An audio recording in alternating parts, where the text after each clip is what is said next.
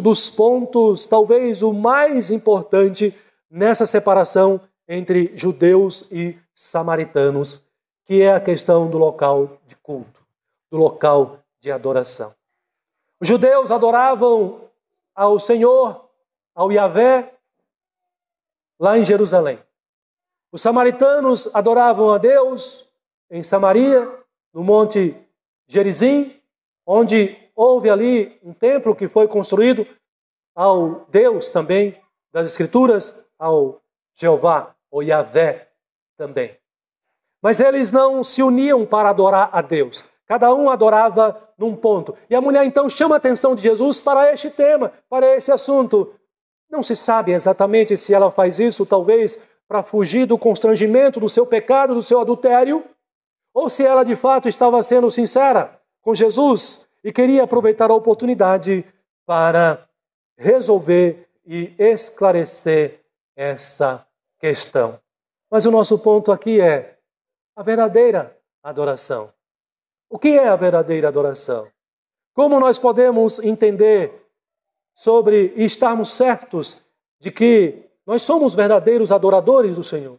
De que a nossa adoração, de fato, é agradável a Deus, chega a Deus, estamos adorando no lugar certo, do jeito certo, da maneira como Deus requer que nós adoremos ao Senhor. E não estamos aqui perdendo tempo, mas de fato e de verdade adorando ao Senhor e Ele recebendo a nossa adoração. Meus queridos, eu quero extrair como primeira lição, olhando para nosso texto aqui nesta noite, dizendo para vocês que a verdadeira adoração, ela não depende de um lugar específico. A verdadeira adoração, os judeus diziam, é aqui em Jerusalém. Os samaritanos diziam, é aqui no Monte Gerizim. Mas o que nós aprendemos aqui com Jesus, e ele ensina isso para a mulher, e ensina isso para nós também, é que a verdadeira adoração que ele requer daqueles que o seguem,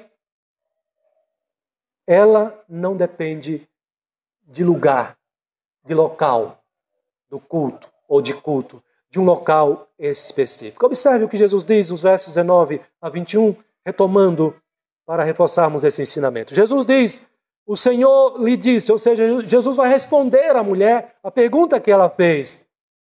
Aliás, a mulher começa perguntando para Jesus aqui. Disse-lhe a mulher, vejo que és profeta. E aí ela traz a pergunta. Nossos pais adoravam neste monte. Vós, entretanto, dizeis que é em Jerusalém, é o lugar onde se deve adorar. O verso 21, Jesus responde, disse-lhe Jesus, mulher, podes crer-me que a hora vem, quando nem neste monte, nem em Jerusalém adorareis o Pai. O que será que Jesus quis dizer com isso? Será que ele estava abolindo a adoração? Será que ele estava extinguindo o culto? Não. Não é esse o ensinamento que Jesus traz para a mulher ali e também para nós aqui nesta noite. Veja que ele faz isso depois já de revelar para a mulher o seu estado pecaminoso. E é interessante isso, irmãos. Veja que talvez não, certamente Jesus dá prosseguimento a essa conversa, deixa que a mulher pergunte, ele vai dar resposta também à mulher. É possível que a mulher, de fato, esteja ali, sendo no seu coração, na sua alma, trabalhada pelo Espírito Santo de Deus. Ela já tinha reconhecido ali que estava diante de um profeta. Mas quando a gente lê o texto, ela vai dar o testemunho dizendo que ela cria, ela esperava a vinda do Messias. Como os demais judeus também esperavam, porque ela conhecia também o Antigo Testamento. Os samaritanos conheciam o Pentateuco. O Pentateuco são os 5 primeiros livros da Bíblia, os livros escritos por Moisés. Então ela também conhecia a promessa de que o Salvador seria enviado, o Messias viria. Então é possível que, neste momento, quando ela faz essa pergunta, ela está interessada de fato na resposta. Porque talvez ela esteja interessada em prestar a adoração como Deus determina, que agrade ao Senhor, uma adoração que seja aceitável diante do Senhor e depois de ter sido confrontada por Jesus pelos seus próprios pecados ali, é possível que tenha havido a contrição, o arrependimento. E quem dera que de fato tenha sido isso que aconteceu. Ela quer adorar verdadeiramente ao Senhor da maneira como Deus realmente requer que seja adorada. Então ela demonstra esse interesse nesse tema que é tão importante. E ela traz aqui para a conversa o exemplo dos pais. São os patriarcas, que ela vai dizer, nossos pais adoraram sobre este monte. Talvez quando ela diz isso, apontando com a mão para o monte Gerizim ali, onde existiu, como eu já disse, um templo samaritano, que os samaritanos, os judeus, prestavam culto ao Senhor, adoravam ao Senhor ali. Talvez nessa altura já não existisse mais esse templo ali, mas ela aponta, aquele era o local de adoração. Mas Jesus responde para ela. Talvez ela fique aqui impactada com essa resposta de Jesus. Nem é aqui, nem é em Jerusalém, nem é no Monte Gerizim, nem é no Monte Sião, onde se deva adorar. Mulher, podes crer que vem a hora que nem neste monte, nem em Jerusalém, adorareis o Pai. Irmãos, na verdade, o que Jesus está fazendo aqui é quebrando um paradigma, é quebrando um padrão de adoração. De fato, antes da vinda de Jesus, onde o povo encontrava Deus? Onde era o ponto de encontro com Deus? Sim, para os judeus era o monte, era o templo de Jerusalém, o mais conhecido, o mais buscado. Sim, de fato. Para este povo aqui, talvez o monte Gerizim representava para os samaritanos ali a presença do próprio Deus. Mas, queridos, o templo do Antigo Testamento, ele aponta para o Cristo que viria. Quando o Cristo vem, há necessidade de mudança dessas coisas. Quando o Cristo vem, essas coisas se completam. E agora a atenção não é mais para o templo de Jerusalém ou que seja para o monte Gerizim.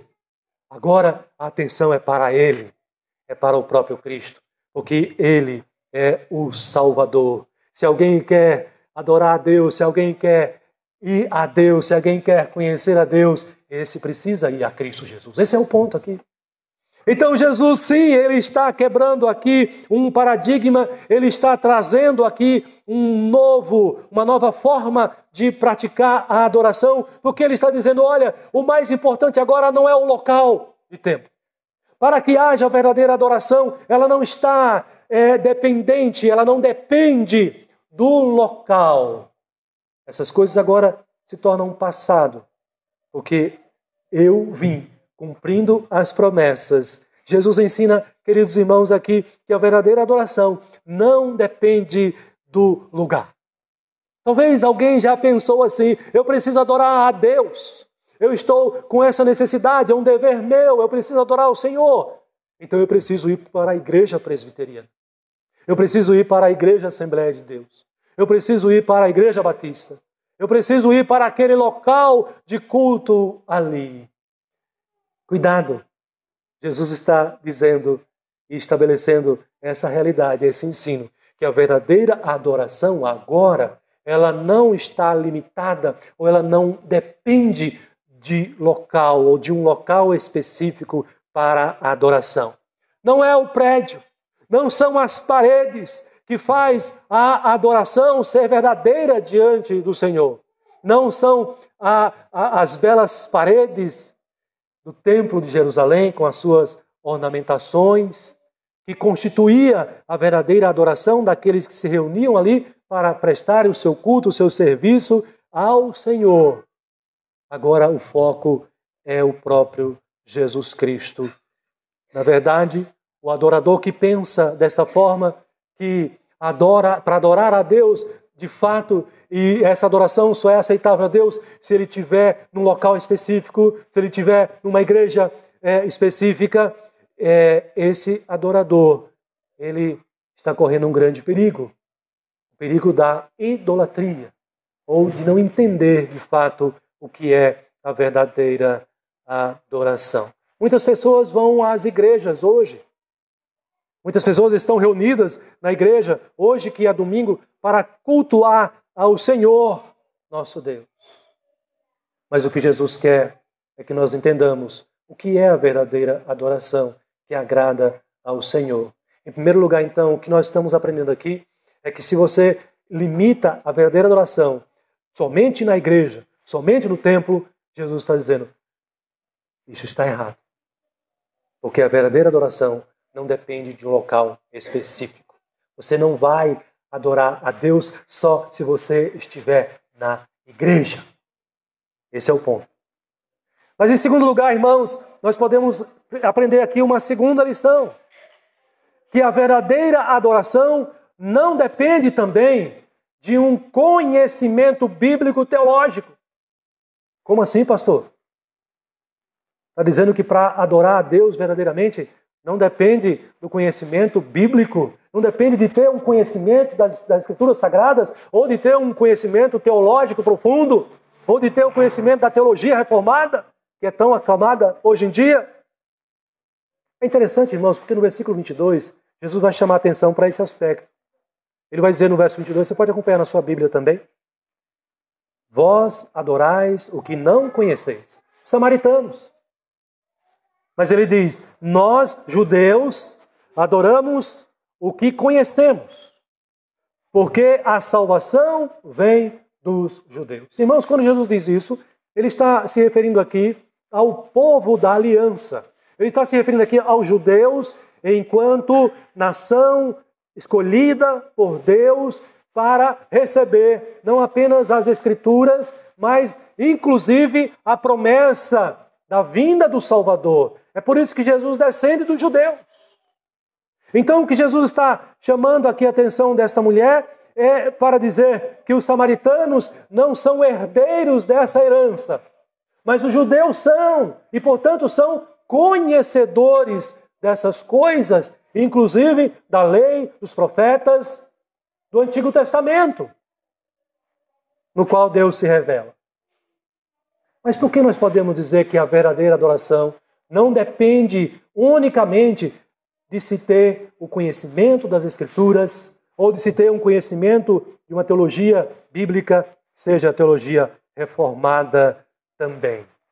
Meus irmãos, sabemos que os judeus, ainda que foram alvos da promessa do Senhor, ainda que foram alvos da revelação de Deus do Antigo Testamento, eles receberam do próprio Deus as Escrituras Sagradas.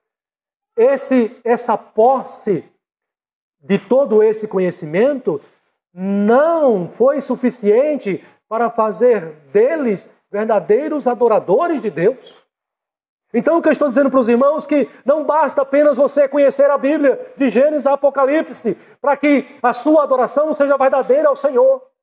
Não basta que você tenha lido a Bíblia várias vezes ao longo do ano para que você se contente de que Deus aceita o seu culto, aceita a sua adoração. Não é apenas isto que é suficiente para a verdadeira adoração. Nós conhecemos o que João diz a respeito dos próprios judeus no capítulo 1. Texto bem conhecido, eu tenho usado ele bastante nesses últimos dias aqui. Capítulo 1, versículo 10 e 11 diz: o verbo estava no mundo e o mundo foi feito por intermédio dele, mas o mundo não o conheceu. Ele foi rejeitado pelo mundo. Ele criou o mundo. Jesus também criou o mundo. Deus Pai, o Filho e o Espírito Santo criou essa realidade aqui que nós conhecemos. Mas o mundo não reconhece a Jesus Cristo.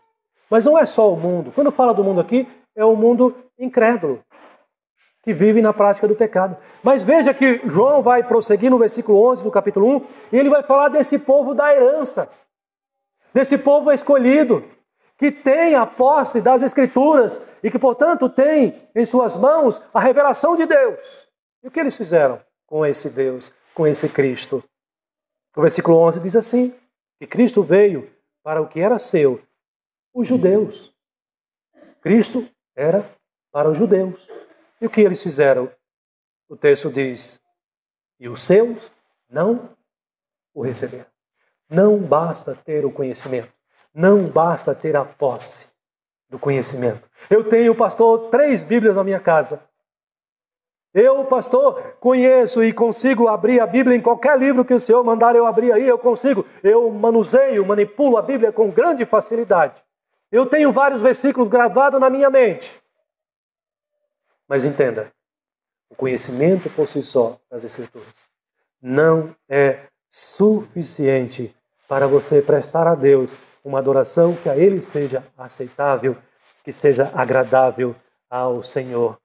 O que nós vemos aqui nesse texto, irmãos, é que o Senhor Jesus Cristo, que veio para este mundo, o qual Ele criou, o Senhor Jesus Cristo que veio para o povo ao qual Ele pertencia, o seu povo também. O texto aqui nos ensina que Ele foi rejeitado também pelo que era seu, os que eram seus, pelo seu próprio povo. Não, mas não foi só a exemplo aqui da nação como um todo. O próprio Jesus vai usar a profecia de Isaías do Antigo Testamento para se referir a essa rejeição de um povo que dizia que conhecia a Ele e que o confessava com os lábios, mas o negava no seu próprio coração. É possível que isso aconteça hoje? Sim.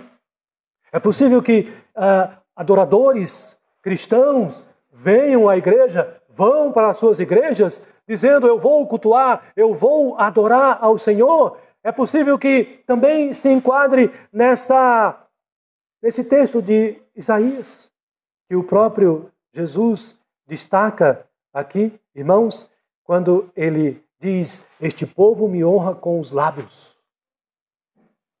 Me honra com os lábios, mas o seu coração está longe de mim. O seu coração está longe de mim. Portanto, diz o próprio Jesus: em vão me adoram, ensinando doutrinas que são preceitos humanos. Em vão me adoram. Irmãos, adorar a Deus e Deus não aceitar a adoração é perda de tempo. É uma das piores coisas. É enganar a si mesmo. Portanto, é importante essa reflexão nesta noite, para nós sabermos e termos a convicção de que nós estamos adorando a Deus e a nossa adoração está sendo aceita por Deus. Porque eu entendo que a adoração verdadeira é aquela que não se limita a um lugar específico. Não depende do templo aqui. Se esse templo for destruído, nós iremos continuar adorando ao Senhor, porque ela não depende, a nossa adoração, a adoração verdadeira, não depende dessas 4 paredes aqui e nem desse teto. Eu preciso entender que a adoração verdadeira que é aceitável diante de Deus não é aquela adoração que se limita apenas ao conhecimento, porque de nada adianta você conhecer a Deus e não praticar.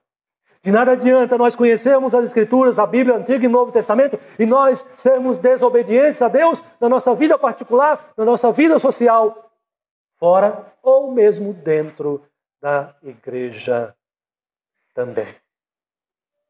Meus irmãos, essa reflexão ela é muito relevante para os nossos dias de hoje. Porque o culto verdadeiro, irmãos, em terceiro lugar, Jesus vai nos ensinar que é aquele culto ou aquela adoração que é feita em espírito e em verdade. Aqui já muda tudo. A verdadeira adoração, em terceiro lugar, ela é caracterizada pela, então, a verdade e a sinceridade do adorador, do cristão, do Filho de Deus. E nós precisamos pensar e refletir, fazer essa autorreflexão. Eu estou sendo sincero na minha adoração? Eu tenho sido sincero e verdadeiro na minha adoração a Deus? Veja o que diz o versículo 23 e o versículo 24. Jesus diz ainda para a mulher: mas vem a hora e já chegou, em que os verdadeiros adoradores adorarão o Pai em espírito e em verdade. Olha que lindo, porque são estes que o Pai procura para seus adoradores. Deus não está preocupado com a suntuosidade do templo. Deus não está preocupado com a riqueza do templo. Deus não está preocupado e Ele não quer saber se você é alguém que tem uma mente extraordinária e consegue guardar todo o conhecimento da Bíblia na sua cabeça, mas não guarda no seu coração. Deus quer saber se você veio para a igreja hoje prestar uma adoração sincera e verdadeira. Sabe qual é o ponto aqui, queridos? Deus quer saber da minha e da sua motivação. A nossa motivação para adorar a Deus é uma motivação verdadeira? É uma motivação sincera que agrada ao Senhor? Irmãos, é isso que Jesus quer ensinar para essa mulher aqui. E olha que bonito, a compaixão de Jesus, a misericórdia de Jesus, uma mulher que era rejeitada por todos os seus da cidade de Sicar, os outros samaritanos. Eu lembrei a vocês aqui a semana passada, por que ela veio buscar água ao meio-dia? O horário mais quente do dia na Palestina. E sozinha. Porque por causa dos seus pecados. Uma mulher adúltera, no meio de um povo de tradição judaica, era uma das piores coisas. Ela era rejeitada. Ninguém queria andar com ela, conviver com ela, a não ser o que ela disse que não era o seu marido e estava com ela. Mas Jesus veio ao encontro dessa mulher, confrontou essa mulher, e agora ela quer saber como é que eu adoro a Deus verdadeiramente. Jesus está dizendo, o que importa é a motivação do teu coração. A motivação, eu encontro sinceridade. Na motivação do teu culto a Deus, eu encontro verdade.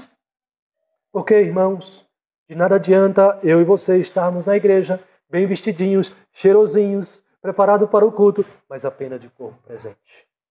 Apenas de corpo presente. Enquanto estamos aqui, adorando, louvando, orando, lendo a palavra e agora recebendo a mensagem, eu estou presente. Mas a minha mente, os meus pensamentos estão longe daqui e o meu coração também. É disso que se trata. Entende?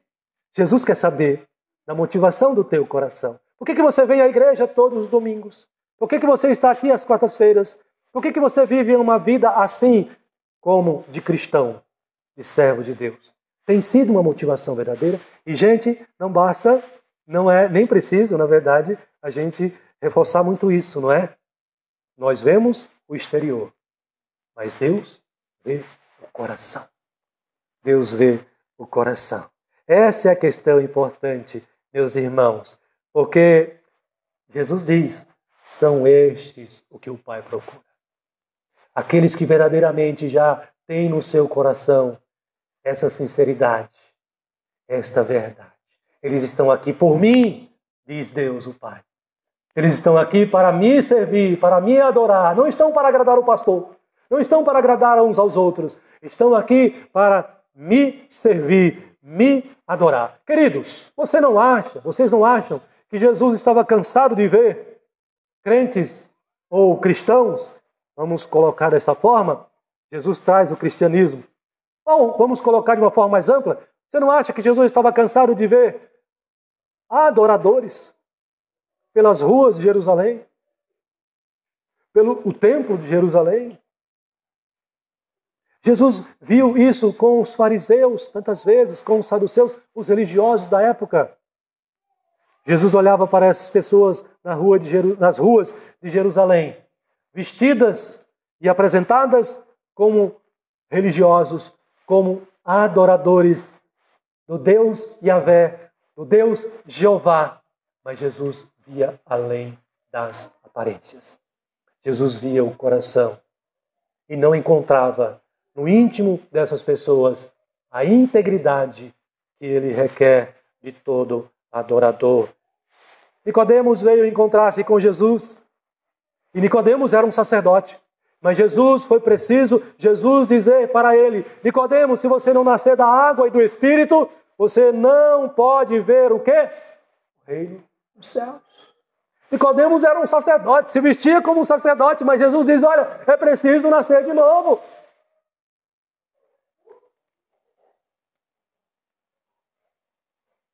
Nós vivemos um país onde muitos hoje se dizem evangélicos. O que Jesus diria se ele estivesse no meio desses evangélicos hoje? Jesus encontraria muitos, a maioria, e diria a respeito destes: esses são os que o Pai procura. ou Jesus iria confrontar estes e expor a sua falsa adoração? Meus queridos, o que eu estou dizendo para vocês aqui nesta noite é que Jesus nos ensina aqui que não importa o local, não importa o grau de conhecimento. Claro que você conhecer a Bíblia é importante, mas estou dizendo que isso só não é suficiente. E o exemplo dos próprios judeus que tinha a lei aqui, mas o que nós estamos relembrando, aprendendo nesta noite aqui, é que a verdadeira adoração é aquela que parte de um coração sincero, de um coração verdadeiro. Pastor, mas eu sou pecador. Nem sempre eu sou verdadeiro, nem sempre eu sou sincero. Deus sabe disso. Mas entenda uma coisa. Se você, a exemplo das nossas irmãs aqui nessa noite, se você já aceitou Jesus no teu coração, e se você tem o Espírito Santo habitando na tua vida, tenha toda a certeza de que essas falhas, de que essa fraqueza será suprida pelo poder do Espírito Santo de Deus que habita na tua vida. O que significa que os verdadeiros cristãos, que os filhos de Deus, têm, pelo poder do Espírito Santo, a capacidade de prestar uma adoração verdadeira. Porque estes são, pelo poder de Deus, os adoradores que o Pai procura. Mas nós precisamos vigiar, irmãos. Nós precisamos nos esforçar para que a nossa adoração de fato seja agradável ao Senhor toda vez que nos reunimos para adorar ao Senhor. Mas entenda, não é só aqui na sua igreja que você adora ao Senhor e adora em espírito e em verdade.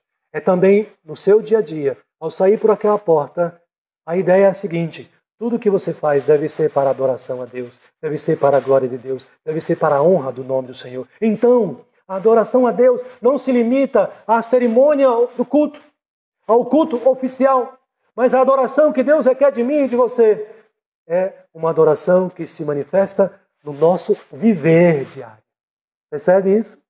E aí, cabe mais uma vez a pergunta: a minha vida tem sido uma adoração a Deus? Tem sido um culto a Deus? Eu tenho me esforçado para servir a Deus em todo o meu viver, não apenas com os meus louvores, com as minhas orações, mas no meu trabalho, na minha recreação, no meu momento de lazer com a minha família, com os meus amigos, porque todo o viver do crente deve ser para a glória do Senhor. Qual é a motivação que está no teu coração? Por que você vem para a igreja todos os dias? O que te traz aqui? Que seja o Espírito de Deus colocando e convencendo no teu coração e na tua mente o culto sincero e verdadeiro ao Senhor. Hebreus, capítulo 13, diz que por meio de Jesus, pois, oferecemos a Deus sempre sacrifício de louvor, que é o fruto dos lábios que confessam o teu nome. Não negligencieis igualmente a prática do bem e a mútua cooperação, pois com tais sacrifícios Deus se agrada. Qual que é a ideia aqui? Perceberam? Deus se agrada dessa cerimônia, do culto oficial, coletivo aqui. Mas o culto não é só isso. Hebreus está dizendo para nós, a prática do bem, a mútua cooperação, Deus recebe como sacrifícios e é isso que agrada ao Senhor. Que você e eu prestemos a Deus sempre, nos esforcemos para prestar a Deus sempre uma verdadeira adoração. Que Deus possa olhar para a tua vida e se cumprir na tua vida essa palavra de Jesus Cristo, dizendo que nós somos os verdadeiros adoradores que o Pai procura para a sua adoração. Aleluia, louvado seja o Senhor. Amém.